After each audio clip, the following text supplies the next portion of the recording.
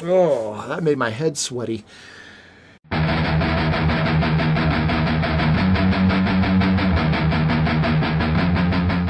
Good morning, afternoon, and or evening. My name is Derek Professor Silly, and welcome to my journey through the history of heavy metal albums. What is heavy metal? It doesn't really matter for us to define it. Different people are going to define it in different ways. What I'm doing here is I'm listening to any album that is considered by either critics or by fans, that's you, to be important to the history of heavy metal music. Who am I and why does my opinion matter? My opinion does not matter. I am just a Gen X musician that played some heavy metal in my past, and I wanted to experience some of the albums that I just never got around to listening to in the first place. And so here we are. Now, in order to keep this channel going and keep these videos up, I do need to consider copyright law and keep things fair use. For that reason, I will be talking over the music. That is what makes these videos okay to be on YouTube.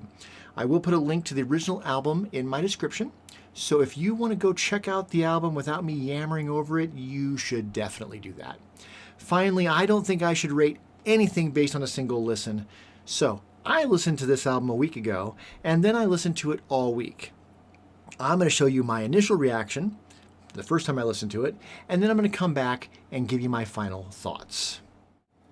All right, iconic album cover. We're only seeing half of it, but it's iconic. Now, Van Halen, I'm a little surprised in some ways that we're covering Van Halen on this channel. Although Kerrang's dubious Top 100 Heavy Metal list did put this album at number 2. The number 2 best heavy metal album of all time, right after Led Zeppelin Physical Graffiti. I didn't do that one. Because I don't really trust the Kerrang list by itself. That said, enough people said, oh no, you should definitely do Van Halen, that, okay. Kerrang plus a bunch of people in comments saying that I should check it out. I trust you all more than I trust Kerrang, is what I'm saying. So here we are. And clearly, I remember when I was a heavy metal musician, the guitar store in the town that I grew up, every year would have a metal guitar solo contest, and everybody was just doing their best Van Halen impressions up there, and all the clones that came after. So yeah, this is gonna clearly influence heavy metal lead guitar approach going forward. So I can see why this would be influential. Even if I don't think this is metal, clearly it influenced metal. That said, I've got the album pulled up. 11 tracks. That's a lot of tracks. Running with the Devil, I've heard. Eruption, I've heard. You Really Got Me. I think my band covered that for a while. Ain't Talking About Love, we definitely covered that song. We covered that cover. I'm the One I Don't Know. Jamie's Crying, I've definitely heard. Atomic Punk, I don't think so. Figure Left Tonight, I don't think so. Little Dreamer, don't think so. Ice Cream Man, I've heard. On Fire, I don't think so. So, I mean, while it's the first time I've listened to the album, I've heard at least half of this stuff before, just outside of the album. So, first time listening with an asterisk. So that said, let's get in. Running with the Devil, yeah, 71 million plays. Listening to it, I haven't listened to it in a while, so it'll be fresh ears coming into it.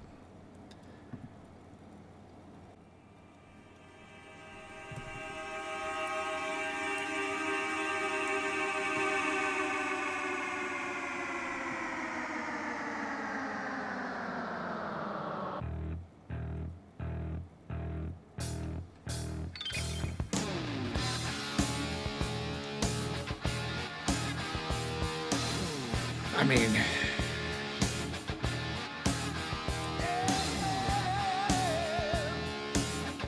I remember when we were doing Deep Purple, I remember saying, they're like, you're Van Halen in Deep Purple.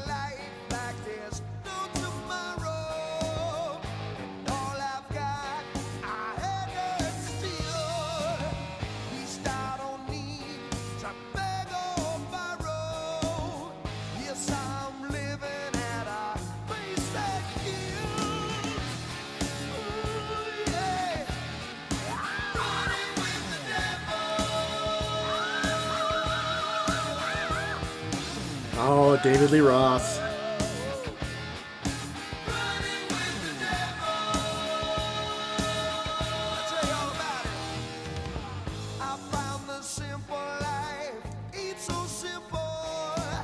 You take it all apart, and other than the guitar solo approach, none of this is really metal, right? The harmonies aren't, I would say.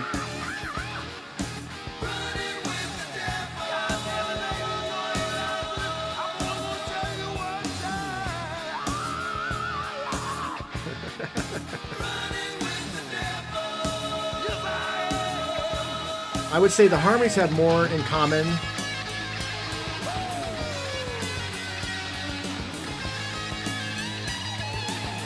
I mean, the harmonies have more in common with the Cars, which I think also came out around 78, than with, like, say, Judas Priest. Same.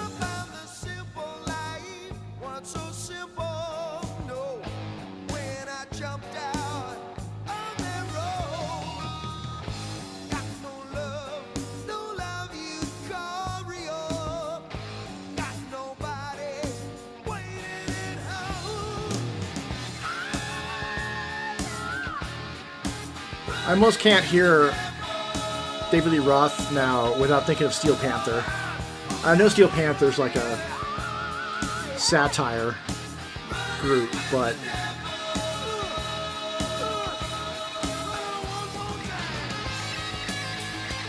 ooh.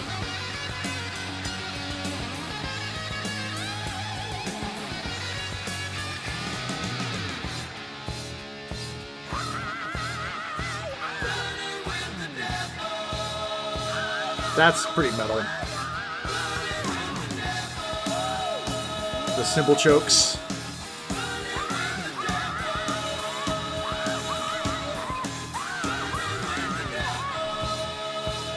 More cymbal chokes. All right. It's a classic song. It's great.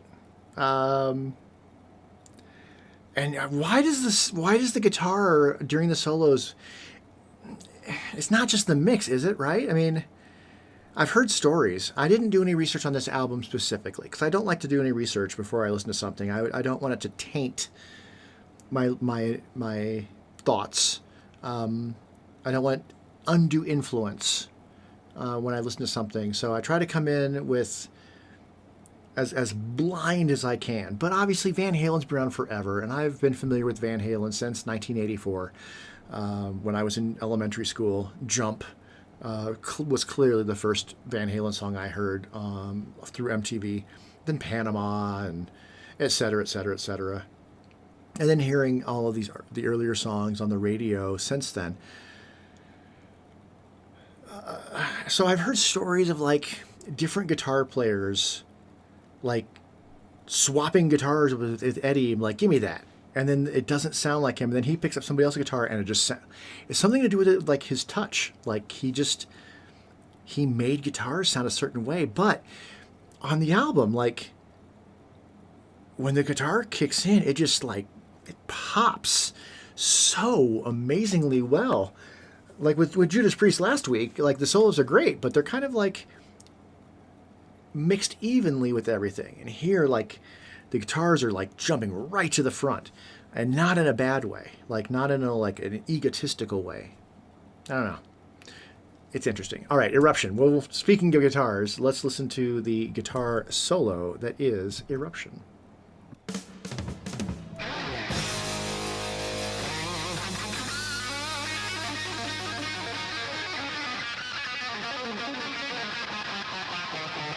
It's been a long time since I've heard this.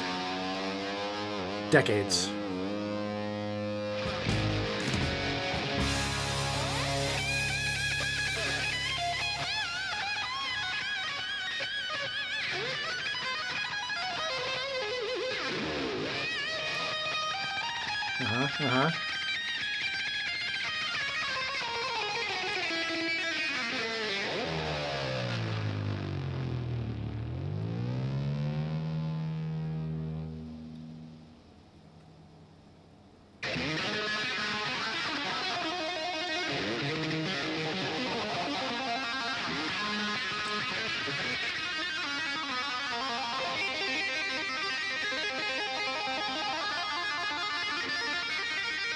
The tapping techniques.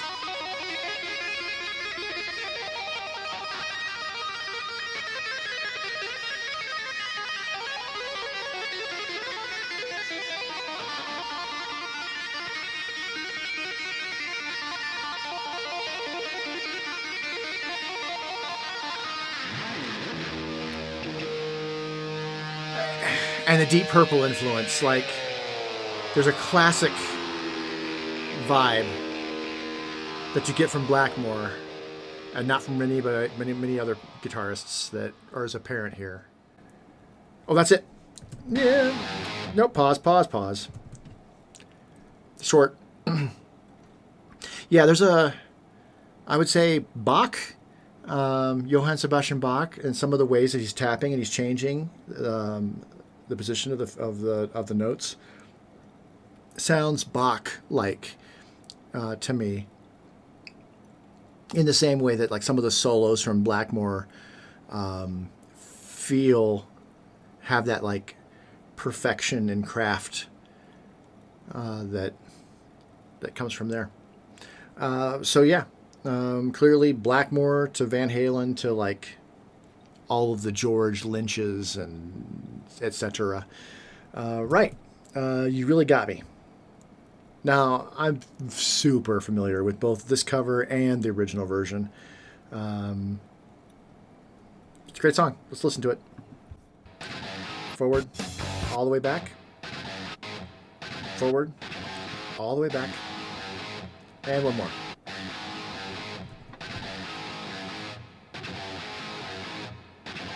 That little pickup. Pick it.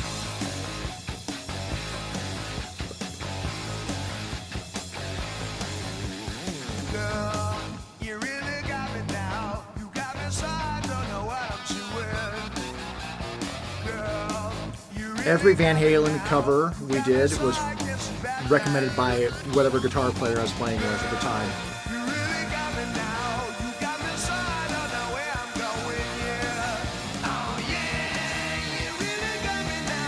Great harmonies, not easy.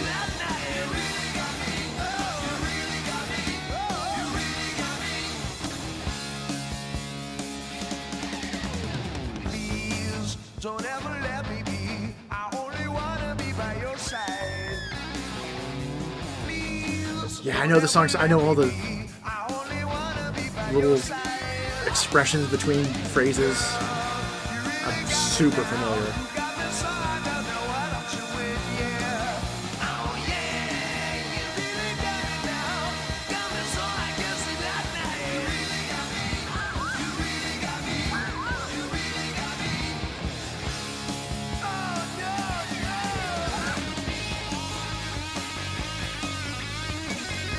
Nice thick bass tone, too.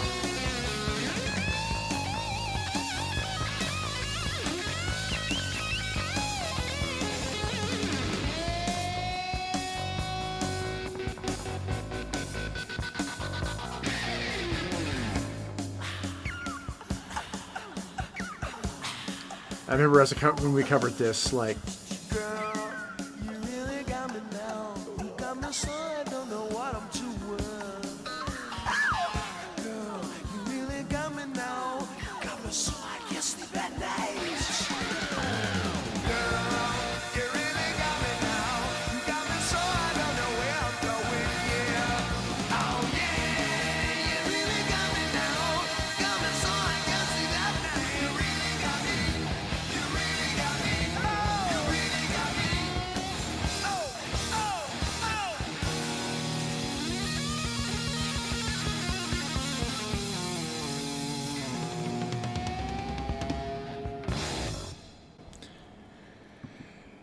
yeah, no other albums that I've listened to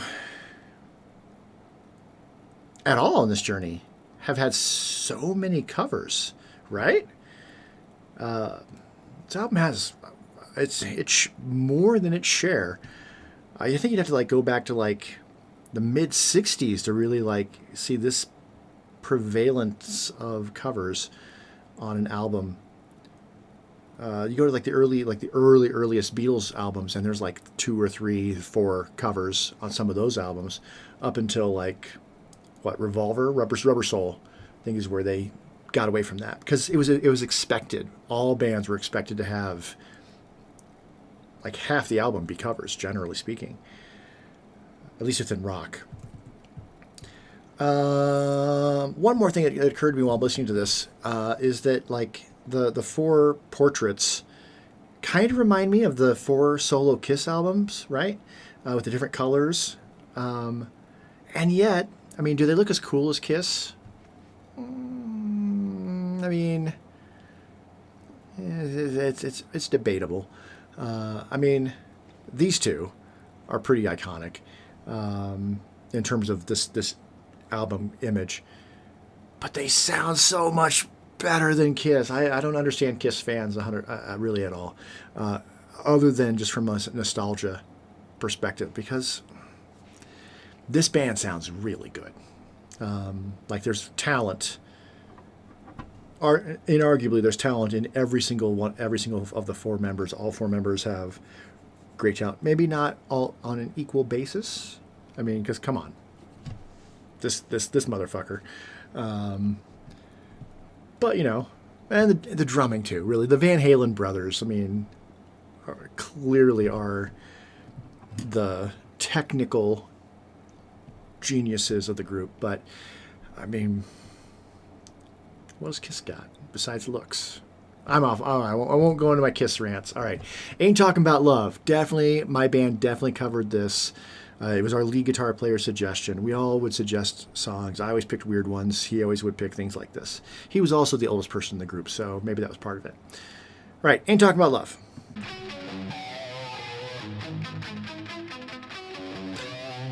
This is a cover, right? I think so.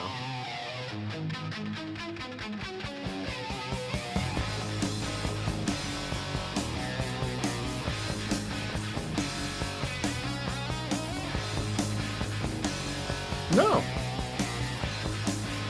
Not a cover.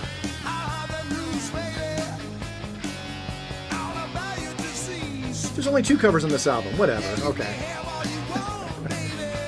You really got me in Ice Cream Man.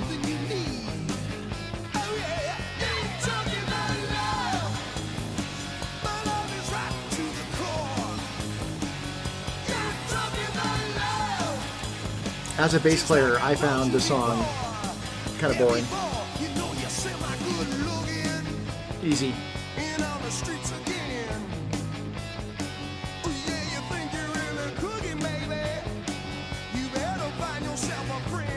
Probably why I never got into Van Halen. Bass player.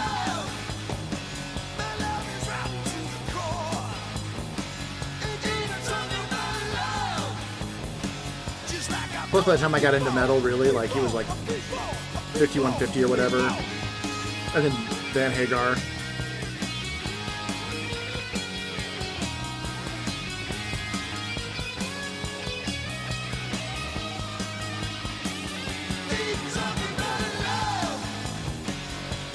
It was a crowd favorite, though.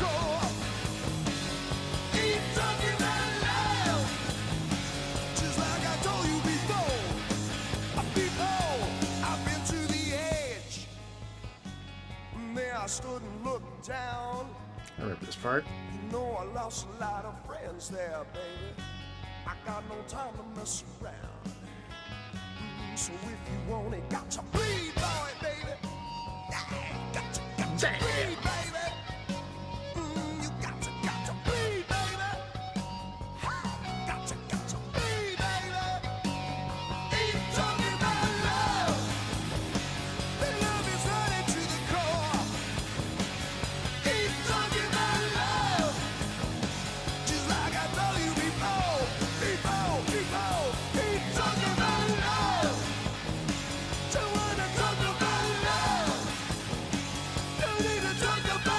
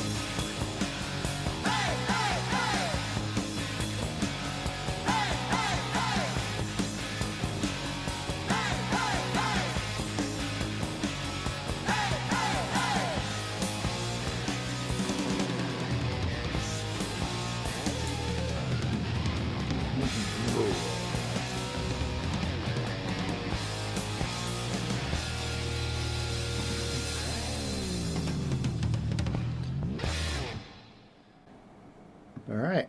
So yeah, I don't know why I thought that was a cover of a cover. I feel less weird about now that we covered that. Because I was like, why are we covering a cover of a cover? But it wasn't. It was we were just covering Van Halen. Like I said, I don't like to do research. I do have the original track listing pulled up just to make sure I'm not doing extra tracks that weren't on the original album. It's the only reason I even have that page up. I'm going to close it right now because I might be tempted to look at it again. Close it. There we go. Gone. I don't want research. I'll do my research during the week. All right. I'm the one. Yeah, we got 71 million, 20 million, 62 million, 90 million, 7.9 million. So way less plays on this. I don't think I've ever heard this one. So this will be a fresh listen for me. I'm the one.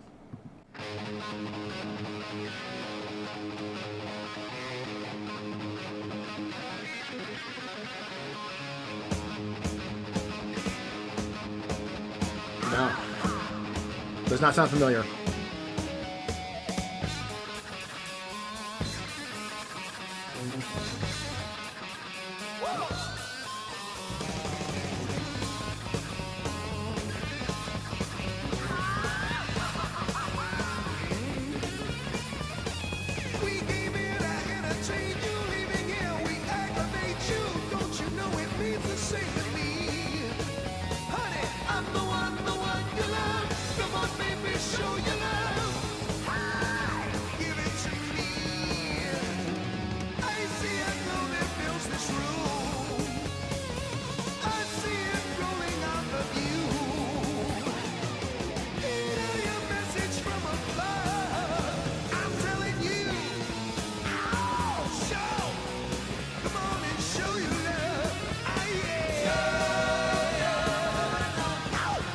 Damn with those harmonies.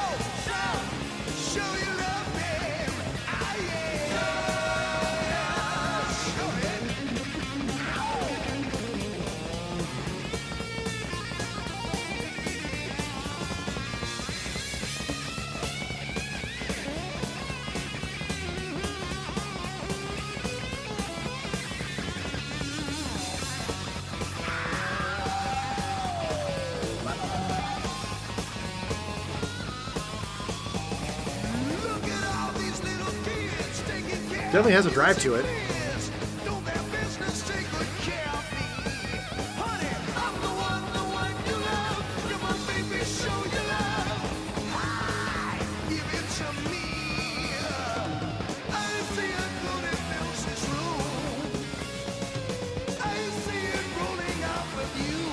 Definitely some butt-shaking music, right?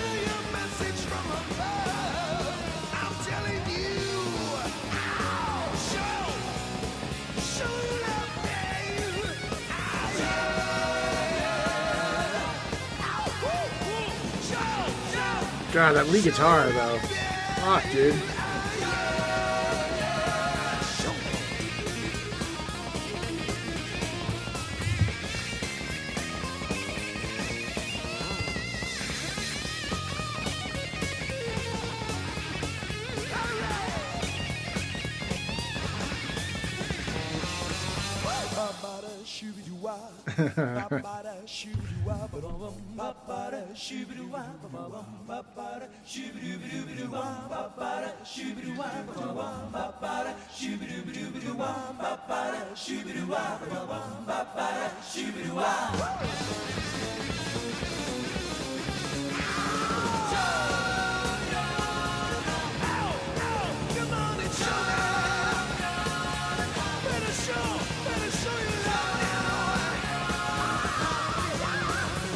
God, this is like...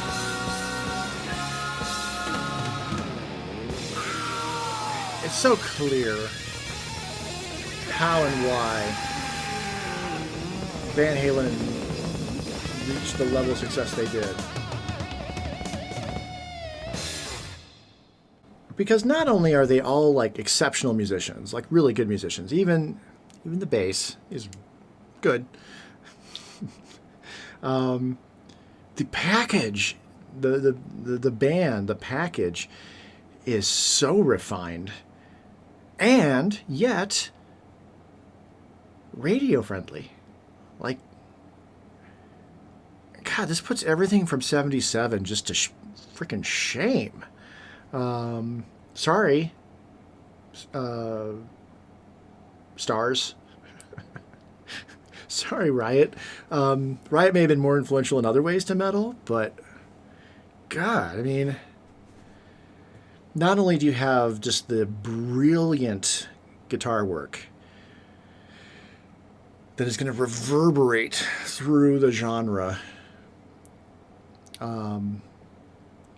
but yeah, it's made for radio. Without trying, without like, it's not like they're selling out to get on the radio. They just have it. Right, Jamie's Cryin. I dig this song. I like this song a lot. Again with the harmonies, but whatever. Yeah, Jamie's Cryin.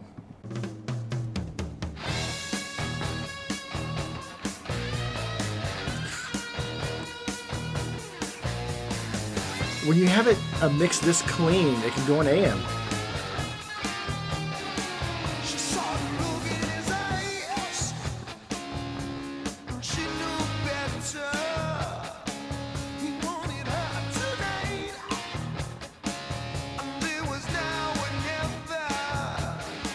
He made her feel so sad. I guess the difference is it's radio friendly without being bubblegum.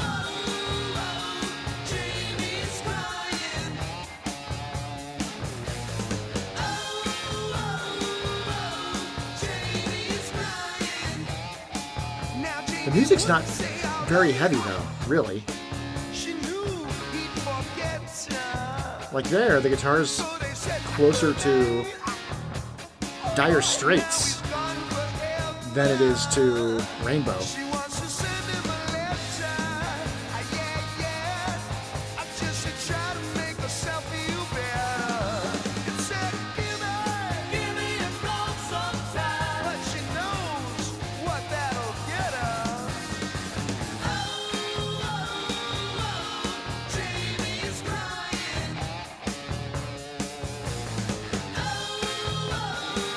The main thing that really separates it from like the 60s is that guitar tone and the production quality, but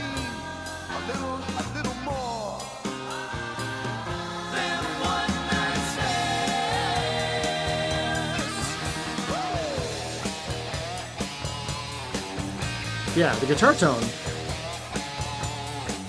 is the only thing that really makes it that heavy.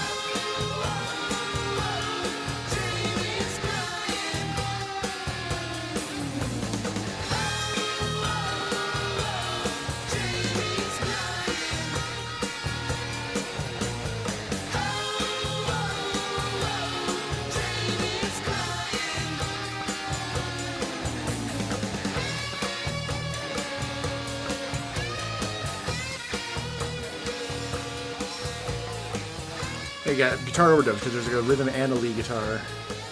He's not doing that everywhere now on the album, but he's doing it there. All right, I think we're over halfway through. I think we're on side 2 already. All right, and pause. All right. Besides Ice Cream Man, I don't think I've heard any of the rest of the stuff on the album, so all of it should be relatively new to me. Atomic Punk. The least amount of listens. No, that's not true. On Fire has less. And they're both short. But not as short as You Really Got Me. Interesting. All right, Atomic Punk.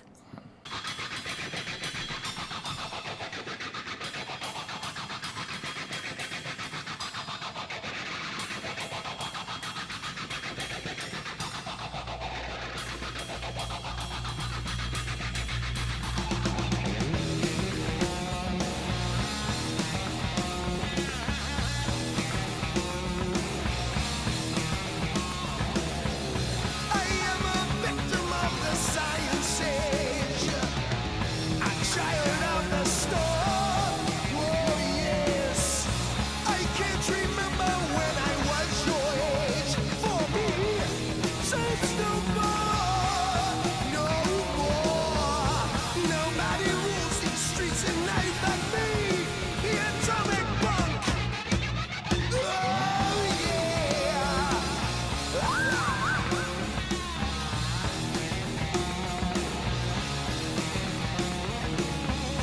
I am the ruler of these netherworlds, the underground. It's all right. Oh yes, on everyone in place, my fearsome name is held.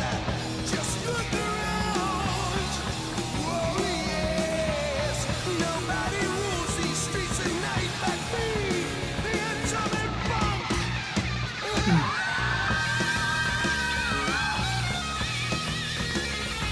They're all doing their thing.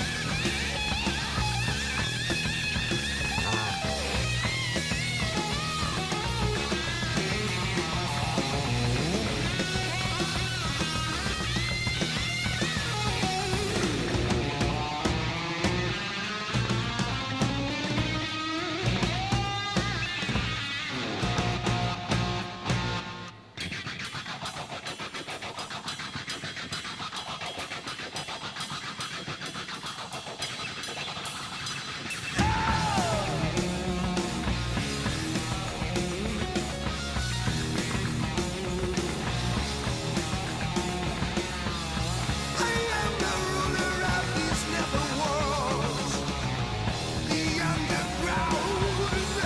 Oh, Yeah, I mean, it's all right. on everyone in place, my fearsome name is held. Look around. Oh yeah, nobody rules these streets at night but me. Nobody. The atomic bomb.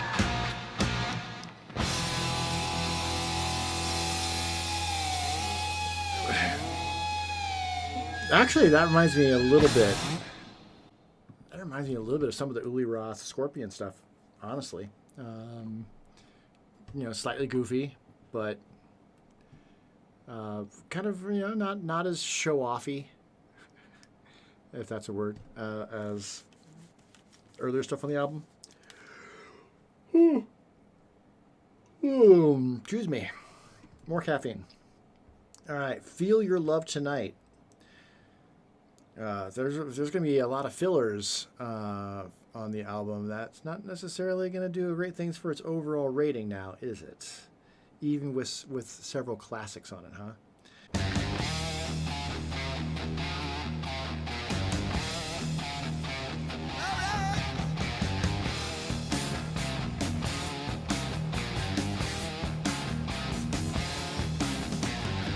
We're getting funny in the back of my car.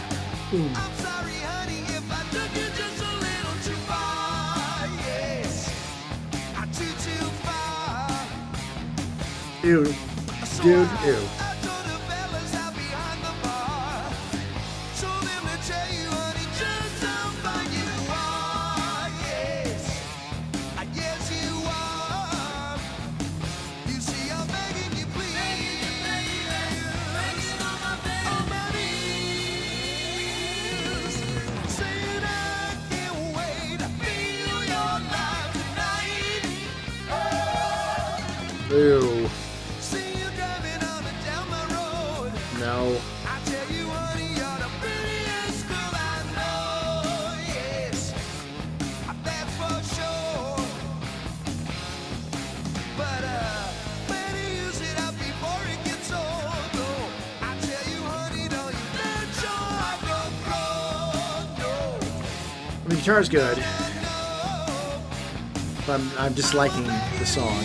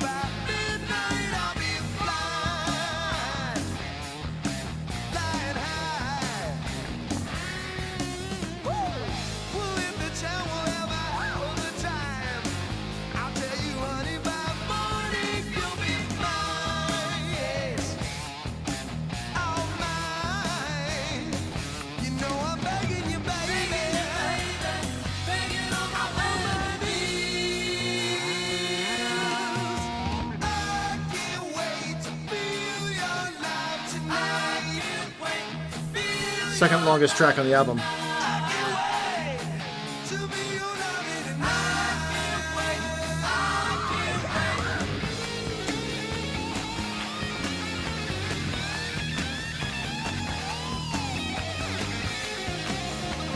Solo sounds good.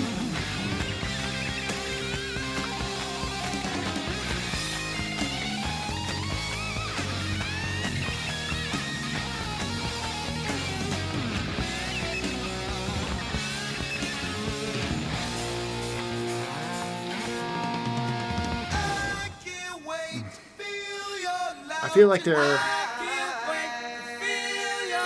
be some cliche choices on this one.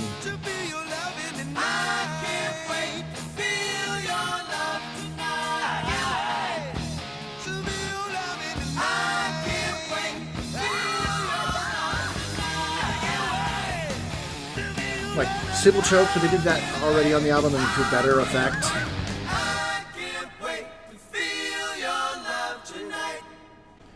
Gross. I didn't like that.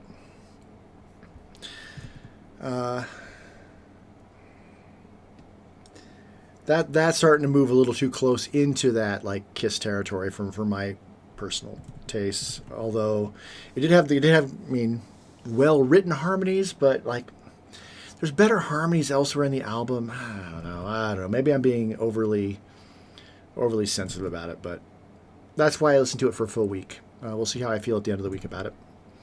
Little Dreamer.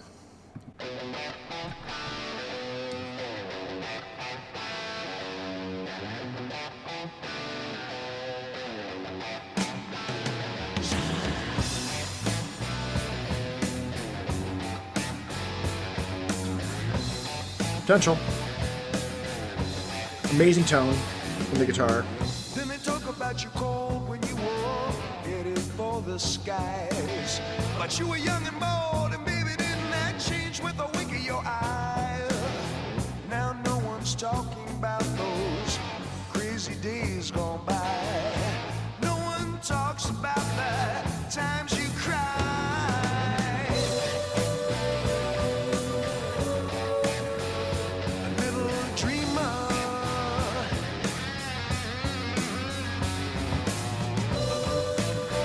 I like that. It's different. A little dreamer.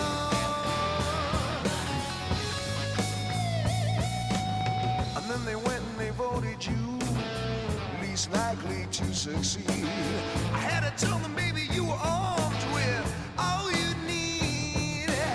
Seems no one's talking about those crazy days gone past. Weren't they amazed when you were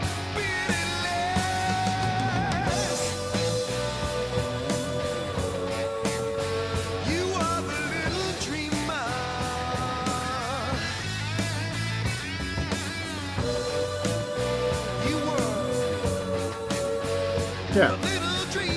Way more plays than Atomic Punk or Feel Your Love Tonight or On Fire or even I'm the One. But not as many as the more popular songs. I dig this. I find this interesting.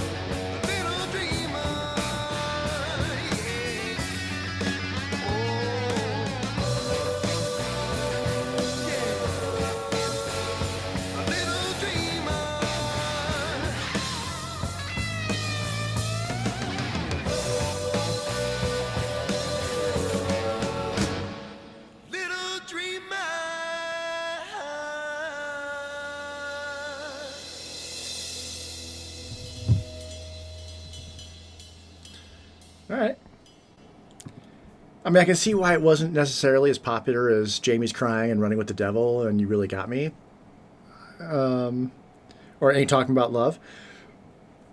But it's still an interesting song, and I thought it was enjoyable. So, okay, Ice Cream Man is kind of a novelty, if I remember. I think I've only heard it once, and it was back when I was in my band, and my guitar player played it for me. I think just the once. So, it foreshadows what he would do with his solo career a bit with Just a Gigolo. Dedicate one to the ladies.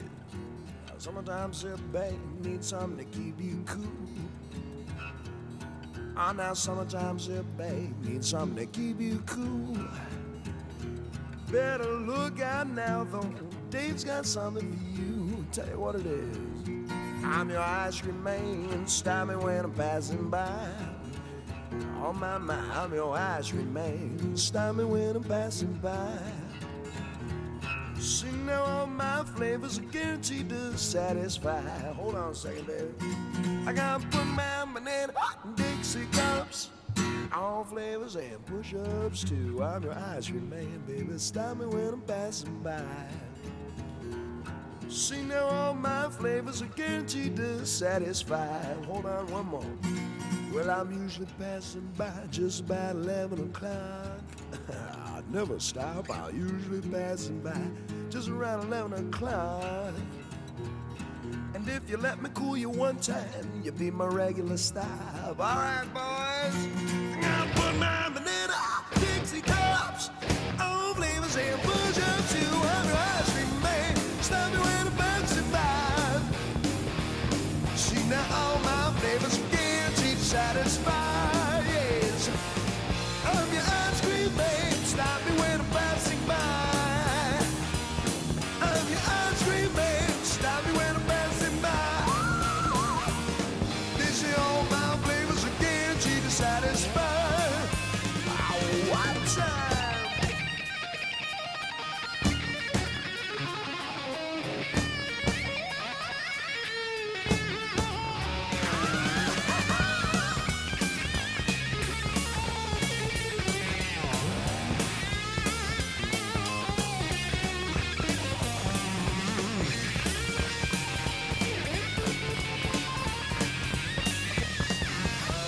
I mean, okay. I'm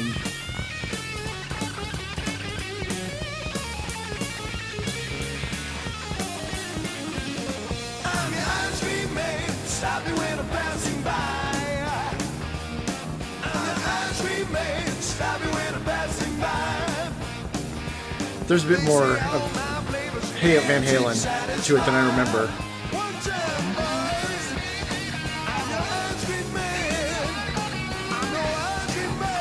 Makes it better than Just a Gigolo for sure.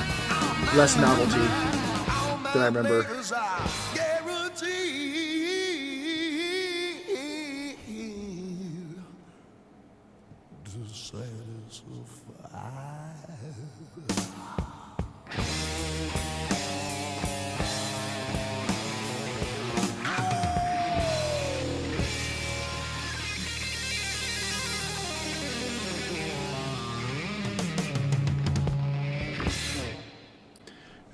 Okay, and pause. And then we got one more. On Fire.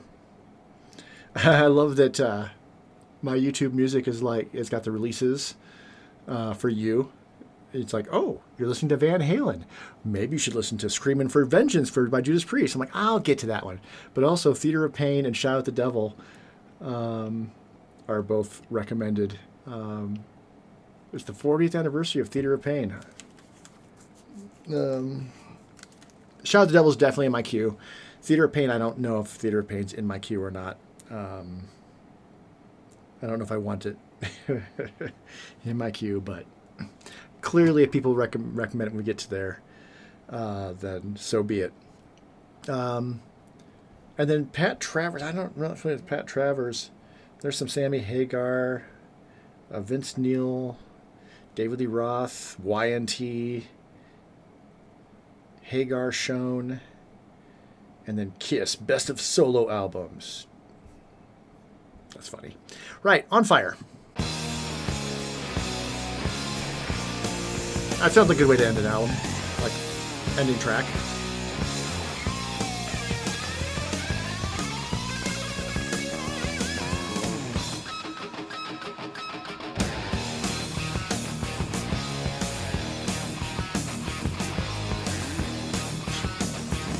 Kind of a roller coaster, like start off high, kind of dip, and now end on a bang.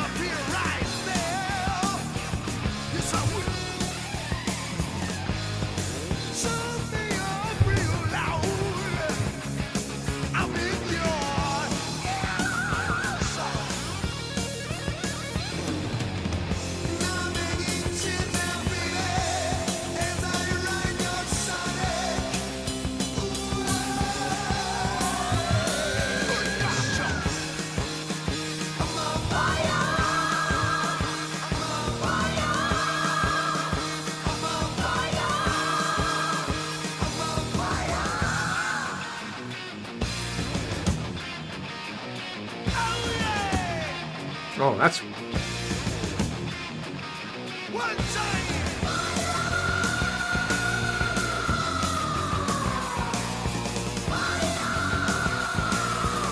That also kind of reminds me of Scorpions.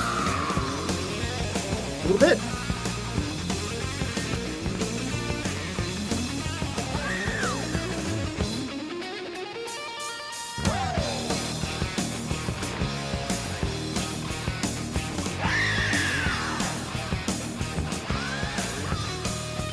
I'm glad I listened to the Scorpions to be able to hear that here.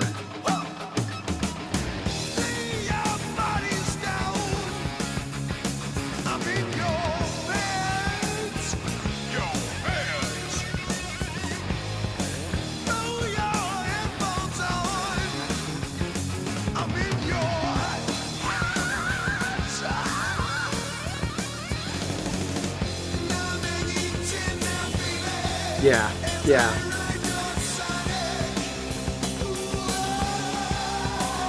It's funny because when I was listening to the Scorpions, I didn't think, oh, that sounds like David Lee Roth, but now I can hear a little bit of it in Roth. David Lee, not.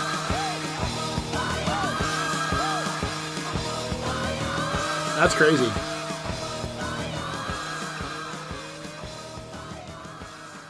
Fading out, 70s fade out.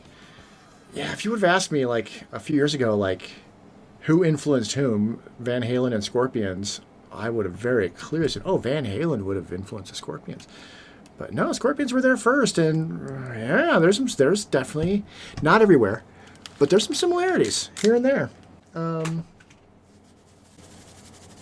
Oh, that made my head sweaty.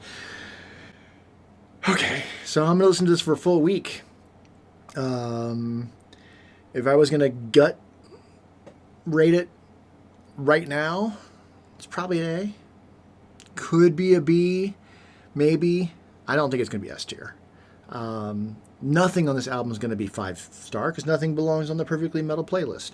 There might be 4.5, but I doubt it. Because it's all subjective. It's just my personal feelings. It's probably A. Kind of like similar to like In Trance or Taken by Force by the Scorpions. UFO, is UFO ranked? Did UFO rank in A when I did them? I don't remember.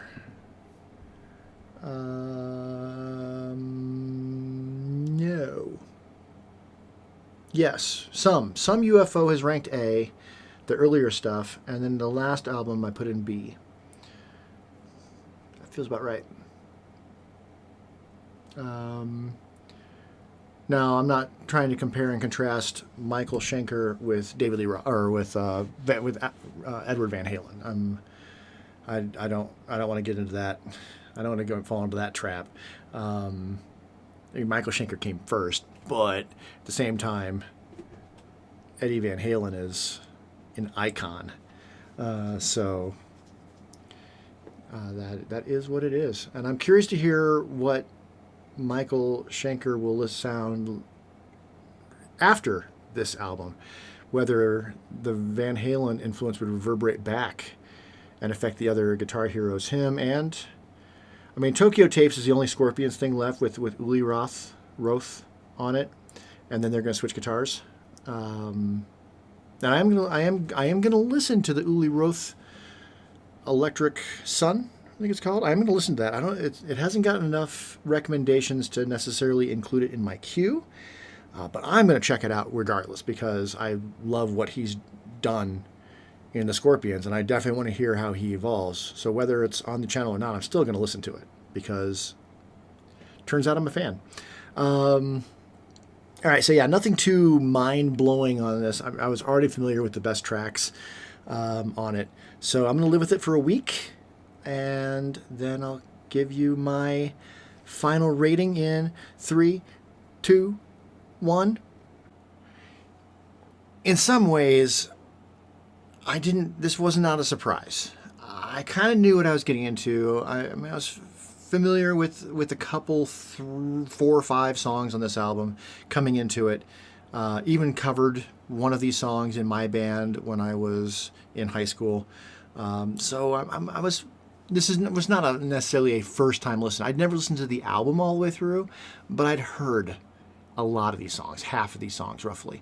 And I knew the influence already. I knew that Eddie Van Halen, his guitar playing is going to influence all of the lead guitar players, especially of the glam metal that's going to be coming around in the 80s. More so, I think, the glam metal than necessarily like the thrash or whatnot. But a big influence on metal guitar soloing. I knew all that. I was a little surprised that take Van Halen out and the music is not nearly as heavy as I would have anticipated. I made the comparison while listening to it that it sounded vocally, harmonically, the backing vocal sounded more like the Cars or something like that, which was also coming around the same time. So I found that a little surprising. As I listened to the album, those other songs that I wasn't familiar with, they're pretty good. They're pretty damn good. The songs I were familiar with, they're better than I remember. So let's bring up the songs. I got a comment that they're hoping that I could figure out a way to bring the song ratings back. Let's get my mug out of the way, right? Okay. So the two songs that get radio play, Runnin' with the Devil, Jamie's Cryin', yeah, those are great. Those are great songs. I would put them at 4.5. You Really Got Me, Ain't Talking About Love. I was familiar with both of those. Those are great songs. I put those in A, along with Atomic Punk, Little Dreamer, and On Fire. Those 3 songs I wasn't familiar with. By the end of the week, I loved them. I'm the One was good. I would put that solidly at like a B plus, 3.5. Technically, I would put that into a low A category. And then, yeah, Feel Your Love Tonight. I didn't love that song when I heard it. It grew on me as I listened to it. It's good. It's all right. It's not my favorite song on the album, but it's decently interesting. I didn't dislike it. I enjoyed it. And Ice Cream Man, as cheesy as David Lee Roth is on that song, the backing band is great. It's definitely a different beast than like Just a Gigolo, because it's got Van Halen. It's got the Van Halens, plural, on it. So yeah, you put all that together, and it should come as absolutely no surprise that this is a solid A tier for me. Am I going to listen to it all the time? Probably not. But if it comes on, I'm not going to turn it off, and I'm probably not going to skip any tracks on it. There's nothing on this album that I would want to skip. Now, is it as good as Stained Class the week before? No. I mean, not for me. It's not heavy enough. I can see why this is an influential album, and I can appreciate it, and I can enjoy it, but it's not something I'm going to go out of my way like those S-tier albums personally. So yeah, that's where I'm putting it. That puts it next to Scorpions. I know that seems a little weird, but I wouldn't have expected. This is definitely an album. It's not metal. It's influential to metal. Fine, fair, but it's not metal. Nor is really any of the songs on here especially metal. Eruption, I think you make the argument, but I didn't put Eruption on the song tier list. I put Eruption down in B. Only because, and hear me out, I would only put it in, well, low A. 3.5. High B, low A, somewhere in that range. It's a sound dictionary. It's him showing off all the things he can do, which is cool. And the first half dozen times that I would hear it, it'd be like, oh wow, this is really cool. But then it's not gonna stick with me long term. Maybe it'd be different if I was a guitar player, but I'm not. Play bass. I'm a bass player, and I can play a little bit of rhythm guitar, but I'm not a lead guitar player by any stretch of the means. I have other albums that are whole albums of sound dictionaries, which I would consider the song to be kind of sort of. They're interesting and educational, but I don't listen to them for fun. So important for the album that he shows off kind of what he's doing outside of the songs, and he laid a template for guitar solo contests, I suppose, like I mentioned during listening to it, but it's not something that I would be like, you know what I really want to listen to right now? Eruption. Put it on. So I ranked it the same as I'm the One. Yeah, I'm the One is the one it just has great energy on that one as well, but it's not as catchy as the other songs on here because it's not. It's a solo. It's not really a song. Okay. So I'm gonna bring up the upcoming album list. And as you can see, next week is going to be Rainbow. Then we got AC/DC. AC/DC seems to be a bit of a controversial pick. I've got some people saying definitely not related to metal. I think it is on Kerrang's list, though. Other people saying it's their heaviest. We'll see. I've never listened to an AC/DC album all the way through. It's never been really my thing. But it was recommended by enough people and sources that I'm going to give it a go. Live and Dangerous. Well, I haven't loved the Thin Lizzy I've heard so far, but hoping that live will be different. I think that's UFO after that. And then we got Tokyo Tapes by Scorpions. We got Black Sabbath. We got more Rush, which is an influence on progressive metal. We got whatever that is. And then Scorpions. Is that more you? I think that might be. Oh, that's Judas Priest. The one with the red goggles. That's the next Judas Priest album. Hellbent for Leather. That's not the official name of it, but that's what people call it. Then we got Scorpions. Then we got Motorhead. I'm familiar with some Motorhead, but not necessarily the whole album. Then more UFO, live UFO, and then Electric Sun. It got enough recommendations as an influence to classic, neoclassic metal. The first person that's going to be pushing that envelope, arguably, since Ritchie Blackmore. And even there, I don't think none of the stuff that Rainbow's doing is considered neoclassical metal. So really taking what my guess, I haven't heard it yet. My guess is he's taking what Blackmore did and he's pushing it even further. So that is what is on there. If you have anything in the next, well, this has got 78 and some 79 on it. If you got anything else in there that you think I should be covering because it is influential to metal or is metal, let me know in a comment. I read all the suggestions. I try to respond to all the suggestions. I've actually caught up a lot in the last few days, so I'm not 3 weeks behind on that anymore. And we're getting closer and closer to 1980, where things are going to get cool.